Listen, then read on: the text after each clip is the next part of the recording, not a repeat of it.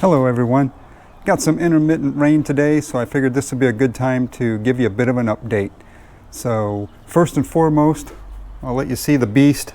There's nothing wrong with it, so it's not one of those kind of updates where I need to tell you anything that's happening with the bike. However, it is an update. It's kind of a follow-up for something that did happen with the bike a few months ago. And if you remember when I had the flat tire issue and the whole debacle over getting the bike towed to the dealership to get that repaired. So anyway, this is a follow-up to that. I'll put a link in the description for those of you that haven't seen that and haven't been following along with that. But a lot of you guys put in the comments that that's why you do your own maintenance for one thing, and another is why you do your own towing and hauling if you need to move your motorcycle. So that definitely resonated with me, and that's exactly what I plan on doing. So I am shopping for a trailer right now, and I'm probably getting pretty close to pulling the trigger. So I will keep you posted on how that goes. But I agree with a lot of you. There are multiple uses for having a trailer other than just maintenance. So I can see, taking trips with it when you want to take long trips and you want to take more than you can haul on your motorcycle. And particularly if you're taking more than one person and you're more concerned about doing the ride when you get to where you're going rather than riding all the way there.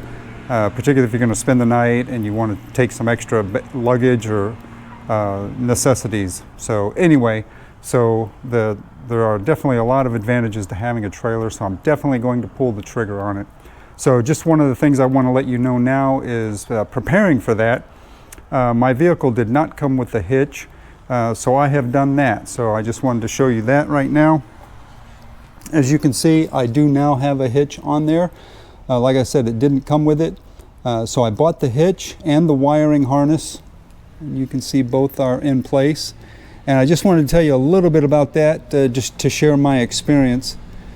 And first and foremost is I bought the actual Hyundai hitch because my vehicle is a Hyundai Palisade. I bought the actual Hyundai hitch instead of a generic hitch. And the main reason why I did that is because of this right here. The Hyundai hitch has this little bracket that's part of it to mount the 4-flat receptacle. So I had seen videos and others where the hitch didn't really have a place to mount it, so they had you drilling into this plastic piece up here, which is really flimsy, and mounting the 4-flat connector receptacle on this piece. So I did not like that setup at all. So I paid a little bit more for this hitch than I would have if I would have gotten anything else, any other brand, but I just didn't like how cheap and flimsy that receptacle was going to be. So I spent a little more. And another advantage of having the actual Hyundai hitch is everything lined up perfectly because it is custom made specifically for this vehicle.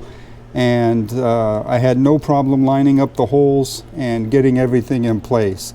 So just to give you an idea, in case you're wondering if you can put this on yourself, it took about 50 minutes total to put this hitch on there, including the wiring harness.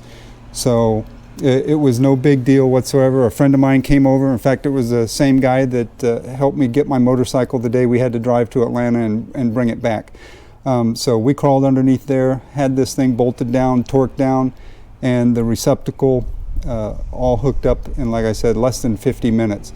And the one good thing about the vehicle is Hyundai already had the pre-wiring harness up underneath here, all ready to go. So it was just getting access to it, and it was plug and play, and then just routing the cable over to this point and using zip ties to hold it and secure it in place where need be. But that's really the long and short of it. That's just really all I wanted to do, is just let you know I'm preparing for a trailer.